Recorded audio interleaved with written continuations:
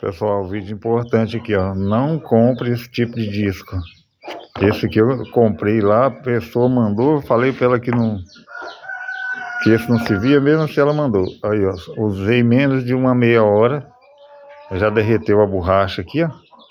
Já entortou tudo, ó. Esse disco aqui é um perigo. É um perigo mesmo. Ele roda desigual e derrete aqui, ó. E a lixa arrebenta e às vezes até machuca a gente. Se for comprar esse disco, compra esse aqui, ó. Ele é de plástico, ó. Ele é de um tipo de plástico. Desse aqui eu já usei vários. E dura até ficar pequenininho assim, ó.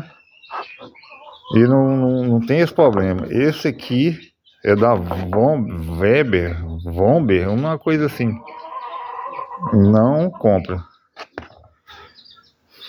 Beleza, pessoal? Use esse, ó. Plástico. Não borracha.